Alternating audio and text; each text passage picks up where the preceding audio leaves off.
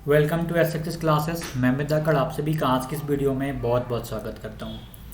आज हम बात करेंगे मध्य प्रदेश शिक्षक वर्ग 3 में कौन कौन से महत्वपूर्ण दस्तावेज लगेंगे, डॉक्यूमेंट अपलोड होंगे और भी बहुत सारी चीज़ें हैं जो आपके डाउट हैं, आज हम उनको भी लेने वाले हैं।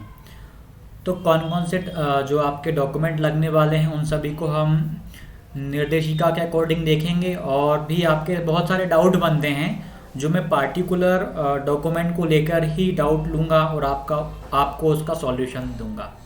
तो चलिए आगे हम वीडियो को कंटिन्यू करते हैं और एक एक डॉक्यूमेंट को समझते हैं। एक एक करके सभी डॉक्यूमेंट को समझेंगे हम। प्राथमिक शिक्षक पद हेतु अभ्यर्थियों द्वारा अपलोड किए जाने वाले आवश्यक दस्तावेजों की सूची। कौन कौन से आवश्यक दस्तावेज हैं जो कि आपको अपलोड करने होंगे। आपको पता है कि 9 दिसंबर से डॉक्यूमेंट अपलोड करने के लिए रजिस्ट्रेशन ओपन हो जाएंगे। वहाँ पर आपको डॉक्यूमेंट अपलोड करने होंगे 9 दिसंबर से।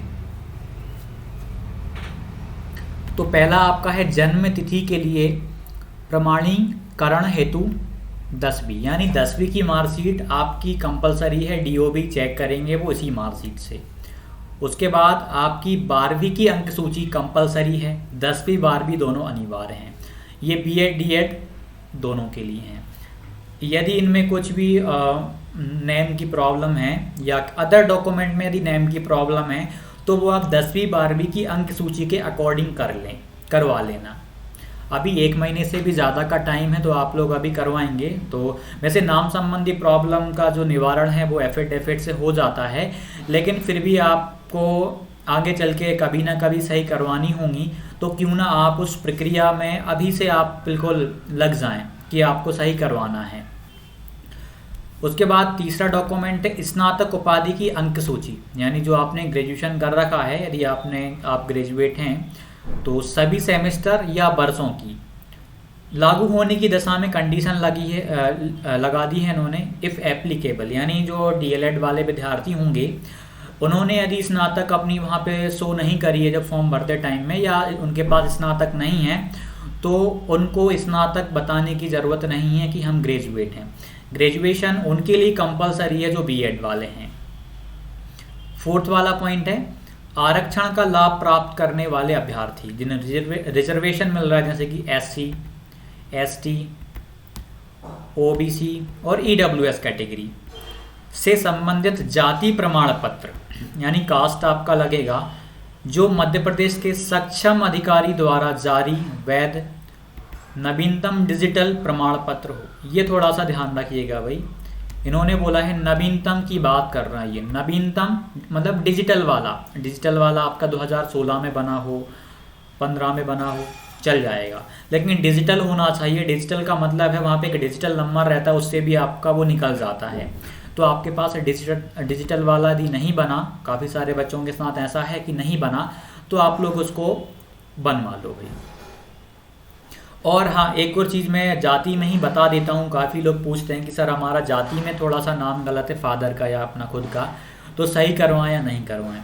मैं अपना बताता हूँ। आपके पास अभी 1 महीने का टाइम है। मेरे जब अपना एमपीडेट का रिजल्ट आया था उसी टाइम पे यहाँ पर पापा जी के नाम में, फादर के नाम में थोड़ी सी गलती हो गई थी। ब्रिज होता है ना, ब्रिज, तो इसमें BRIJ होता है। मैं यहाँ पे लिख के बता रहा हूँ, BRIJ।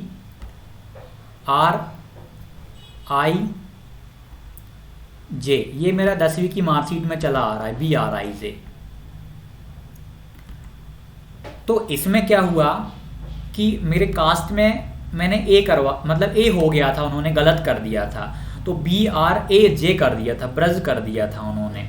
तो मैंने इसको क्या किया, चेंज करवाया। चेंज करवाने के लिए इसमें क्या है कि ये पूरा का पूरा दोबारा कास्ट बनता है, ये ध्यान रखना आप। तो यदि ऐसी कुछ गलतियां हैं आपकी भी तो आप लोग सॉल्व करवा लें, मतलब उनका निवारण कर लें, तो वो ज़्यादा बेटर रहेगा। रिस्क लेने का कोई मतलब नहीं है। वहाँ पे वो क्या कह दें, हालांकि ये सारी चीज़ें ज़्यादा प्रॉब्लम नहीं करती, नाम संबंधी बहुत ही छोटी मिस्टेक है ये, लेकिन मैं रिस्क नहीं लेना चाह रहा था, इसलिए मैंने अपने कास्ट को बिल्कुल सही करवा लिया। अब मेरा जो कास्ट है वो बिल्कुल सही है, सही रूप में है। तो आपके पास भी 1 महीने का टाइम है, आप चाहें करवाना चाहें तो आपको 1 महीने का टाइम है, तो आपको भी परेशान होना पड़ेगा, क्योंकि जो जाति प्रमाण पत्र अपना बनता है ना, दाखिल खारिज से लेकर के गांव में सरपंच सचिव 5 बुजुर्ग लोगों के और गांव में के पटेल बहुत सारे लोगों के सिग्नेचर होते हैं, पटवारी तहसीलदार, तो थोड़ी सी लंबी प्रोसेस हो जाती कास्ट की। लगभग आप यदि आप जल्दी बनवाना चाहते हैं तो 10 दिन मान के चलो, यदि आराम से काम हुआ तो आपका 15 दिन तो जाति में खिंच जाता है। यदि गलती है तो आप अभी से लग जाओ, काफ़ी बच्चे सुधार करवा रहे हैं। यदि और भी कोई सी गलती है, अपडेट करवाना है, डिजिटल नहीं है कास्ट, तो आप लोग बनवा लो। इसके बाद है आपका अगला पॉइंट कि मध्य प्रदेश का, एक सेकेंड, मध्य प्रदेश का स्थानीय निवासी प्रमाण पत्र आरक्षण का लाभ लेने की स्थिति में, ये स्टेट वालों का लगेगा, अदर स्टेट का डोमिसाइल नहीं लगेगा। मध्य प्रदेश का जो रिजर्वेशन कैटेगरी वाले हैं यदि आपको रिजर्वेशन का लाभ लेना है तो उस स्थिति में आपका स्थानीय निवासी प्रमाण पत्र लगेगा, डोमिसाइल सर्टिफिकेट। और ये भी आपका डिजिटल वाला होना चाहिए, जो नवीनतम डिजिटल बन रहा है ना, डिजिटल फॉर्म में आने लगा आजकल। 181 पे कॉल करके भी बन जाता है आजकल तो ये, और डिजिटल 181 पे, ठीक है, यहाँ से भी आपका बन जाएगा, आपको बनवाना है तो। अतिथि गेस्ट फैकल्टी, ये हैं डॉक्यूमेंट जो अपलोड होंगे ना, उसकी सूची आई है। अभी जब डॉक्यूमेंट वेरिफिकेशन करवाने के लिए जब जाएंगे तो ये डॉक्यूमेंट तो लगेंगे ही लगेंगे, इसके अलावा कुछ आईडी कार्ड्स लग सकते हैं आगे चल के, तो वो तो जब प्रक्रिया आगे चलेगी तब अपन उस पर बात करेंगे। फिर भी आप अपना पैन कार्ड या जो आपका वोटर आईडी है, आधार कार्ड है, इनमें भी यदि कुछ गलती हो तो आप अभी से उनको भी सही करवा लेना, क्योंकि आगे चल के वो लगेंगे ज़रूर। एज अ आईडी कार्ड आपको वहाँ पे बताना होता है डॉक्यूमेंट वेरिफिकेशन में। अतिथि अनुभव से संबंधित सक्षम अधिकारी द्वारा जारी प्रमाण पत्र यानी गेस्ट का जो सर्टिफिकेट होगा वो आपका लगेगा। और दिव्यांगता, भूतपूर्व सैनिक की स्थिति में सक्षम अधिकारी द्वारा जारी वैध नवीनतम डिजिटल प्रमाण पत्र यानी दिव्यांग, और ये भूतपूर्व सैनिक एक्स सर्विसमैन के लिए भी भाई यहाँ पे डिजिटल सर्टिफिकेट लगेगा। 8वां पॉइंट है बीएड की अंक सूची लगेगी आपकी, ध्यान रखना बीएड और डीएलएड वाले दोनों। बीएड की अंक सूची सभी सेमेस्टर या ईयर वाइज आपकी अपलोड होंगी वहाँ पे, और डीएलएड की अंक सूची समस्त सेमेस्टर अथवा समस्त वर्षों की। ये आप देख लेना इनको, ये आपके पास आ गई होंगी। जो सेकेंड ईयर वाले डीएलएड वाले हैं उनकी भी आ जाएगी डॉक्यूमेंट वेरिफिकेशन के टाइम तक, उम्मीद है, क्योंकि उनका रिजल्ट आएगा पहले, उसके बाद फिर ये मार्कशीट आएंगी। तो ये ओरिजिनल वहाँ पे चेक करते हैं बीएड डीएड की। और इसमें हम काफ़ी पूछते हैं कि इसमें हम सर वो डिग्री डिप्लोमा वो मंगवाएं या नहीं, तो देखिए उसकी ज़रूरत नहीं है, डॉक्यूमेंट वेरिफिकेशन में भी वो नहीं लगता। आपको अपनी सुविधा के लिए मंगवाना है तो आप मंगवा सकते हैं। जैसे मैंने भी सारे सर्टिफिकेट, सारी डिग्रियां, सब कुछ मंगवा लिया है। रीज़न क्या था कि कब कहाँ लग जाए, खास करके जैसे कि केवीएस वगैरह में हम देखें, एनबीएस वगैरह में देखें, डीएसएसबी में देखें, तो वहाँ पे लग जाता है। तो इसीलिए मैं आपसे बोल रहा हूँ कि आपका बीएड, डीएलएड या आपके पास आपने ग्रेजुएशन कर रखा है तो उनके डिग्री डिप्लोमा यदि आपके पास आप ले लेते हैं तो आपकी सुविधा हो जाएगी। हालांकि उनका वर्ग 3 से लेना देना 1% नहीं, वो यहाँ पे नहीं मांगते, ना अपलोड होते हैं, ना देखे जाते हैं। लेकिन आपको मंगवाना हो तो आप मंगवा सकते हैं उनको। ये कैसे आते हैं? ये एमपी ऑनलाइन के थ्रू आ जाते हैं ये दोनों। आयु छूट संबंधी प्रमाण पत्र, यदि आपको एज रिलैक्सेशन मिल रहा है तो आयु छूट संबंधी प्रमाण पत्र सक्षम अधिकारी द्वारा लागू होने की स्थिति में, इफ़ एप्लीकेबल, यदि लागू होगा तो। और नेम चेंज की बात करते हैं तो उपनाम परिवर्तन की स्थिति में शपथ पत्र, एफिडेविट, यानी आपका सरनेम चेंज हो गया है, जैसे किसी की शादी हो गई है तो वहाँ पर आपका सरनेम चेंज हो गया तो आपका फिर एफिडेविट लगेगा। और नाम के लिए भी लगेगा, नाम एवं उपनाम दोनों परिवर्तन की स्थिति में राज्य पत्र में परिवर्तित नाम के प्रकाशन की प्रति लागू होने की दशा में। तो ये सारी चीज़ें थी। इसके अलावा आपको और भी अपने स्तर पे डॉक्यूमेंट रेडी रखना है, जैसे आपका, हालांकि ये तो अपलोड होंगे वो वाले डॉक्यूमेंट्स हैं, ऐसा नहीं है। कुछ लोग बोलते हैं सर ये हमारा भी लगेगा, ये हमारा भी लगेगा। देखिए कंपलसरी कौन के लिए क्या क्या है, सभी के लिए क्या क्या है। 10वीं 12वीं सभी की लगेगी, स्नातक सभी के लिए कंपलसरी नहीं है। जिन्होंने टिक करा है, मतलब जो ग्रेजुएट हैं, फॉर्म भरते टाइम भी टिक किया था, या जिनका ग्रेजुएशन हो गया है, उनको करना है। डीएलएड वालों को टेंशन नहीं लेना, आप लोग ना भी करो चल जाएगा, यदि आपने टिक किया है फिर आपको करना पड़ेगा।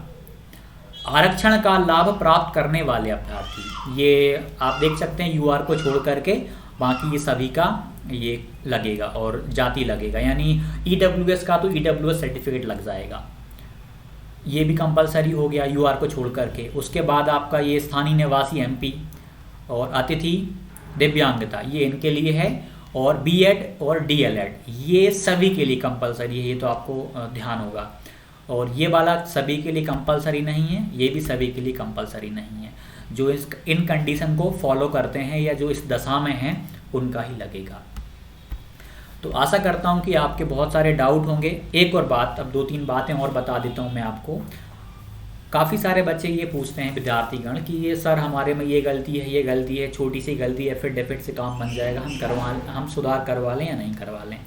तो मेरा तो भाई सुझाव ये रहेगा कि आपके पास अभी 1 महीने का टाइम है। आप लोग यदि गलती छोटी से छोटी भी गलती है ना, तो आप लोग सुधार करवा लो उसको। नाम में भी गलती है तब भी आप लोग सुधार करवा लो, क्योंकि रिस्क लेने का मतलब नहीं है वहाँ पे। भाई डॉक्यूमेंट वेरिफिकेशन जब वहाँ पे ऑफलाइन होगा तो वो क्या गलती निकाल दें अपन कह नहीं सकते। हालांकि उससे दिक्कत नहीं होगी, आपको होल्ड पे भी नहीं करेंगे, लेकिन आप लोग ना अपनी तरफ से बिल्कुल 100% सिक्योर रहो भाई, सुरक्षित रहो, ताकि आपको वहाँ पे मतलब डाउट लेस रहो। डाउट बिल्कुल भी नहीं होना चाहिए आपको 1% भी किसी भी डॉक्यूमेंट को लेकर के। और आपके पास अच्छी बात यह है कि आपको 1 महीने से ज़्यादा का टाइम मिल गया। 1 महीने में बड़े से बड़े डॉक्यूमेंट को, बड़ी से बड़ी गलती को भी सही करवा सकते हैं। यदि आप अभी से लग चुके हैं, आज 1 नवंबर है, आप अभी से भी लग गए हैं, तो आप ना लगभग 8 दिसंबर तक आप सारे मेरिट आने से पहले या मेरिट आने तक, जो मेरिट आएगी, कट ऑफ मेरिट आएगी, तो तब तक आप लोग करवा सकते हैं। पूरे सारे डॉक्यूमेंट आपके सही हो जाएंगे। रिन्यू करवाना है रिन्यू करवा लो, सारी चीज़ें क्लियर हो जाएंगी। लेकिन आपको अभी से परेशान होना पड़ेगा, क्योंकि डॉक्यूमेंट को सही करवाना या बनवाना, इनमें परेशान होना पड़ता है। हमारा सिस्टम ही ऐसा है अभी कि हमें परेशानियाँ झेलनी पड़ती हैं। हालांकि चीज़ें अब डिजिटल हो रही हैं तो जल्दी बन जाती हैं, जैसे कि इनकम तो लग ही नहीं रहा इसमें, जैसे कि आपका डोमिसाइल हो गया, कास्ट हो गया। अब लेकिन कास्ट में तो क्या है कि टाइम लग जाता है, क्योंकि वो लंबी चौड़ी प्रोसेस होती है, उसमें बहुत सारी चीज़ें लग जाती हैं। लेकिन डोमिसाइल का आजकल एक कॉल करो बन जाता है। तो बहुत सारी चीज़ें आजकल जल्दी होने लगी हैं ऑनलाइन के चक्कर में, लेकिन फिर भी चीज़ों में टाइम लग जाता है। तो आपके पास अभी टाइम है, आप लोग सुधार करवा लो। और टेलीग्राम ग्रुप पे आप ऐड होंगे जहाँ तक, तो वहाँ पर भी कुछ इन्फॉर्मेशंस आपको मिलती रहती हैं। कुछ लोगों को अच्छा खासा नॉलेज है, खासकर वहाँ पर वो विद्यार्थीगण भी हैं जो वर्ग 1 और 2 की प्रक्रिया में भाग ले चुके हैं, तो उनको वर्ग 3 वालों से काफ़ी ज़्यादा नॉलेज है कि कैसा क्या होता है, क्या करना पड़ता है। तो आप वहाँ पर भी जुड़ सकते हैं, तो और वहाँ पर भी आप जानकारियाँ ले सकते हैं। मैं तो रिप्लाई नहीं करता, वहाँ पे नहीं कर सकता इतने लोगों की कमेंट का, मैं एक्टिव भी नहीं रह पाता। लेकिन बहुत सारे विद्यार्थी ऐसे होते हैं जो एक दूसरे का रिप्लाई करते हैं कहीं ना कहीं, तो उससे हेल्प होती ही है आपकी, डायरेक्टली नहीं तो इनडायरेक्टली आपकी हेल्प हो जाती है। और भी कुछ आप पूछना चाहते हैं तो कमेंट कर सकते हैं, तो मैं कमेंट पढ़ लेता हूँ और आगे जो वीडियोस बनती हैं उनमें कहीं ना कहीं कोशिश करता हूँ कि उसका सॉल्यूशन आपको दे दूँ। तो मिलते हैं अगली वीडियो में, धन्यवाद।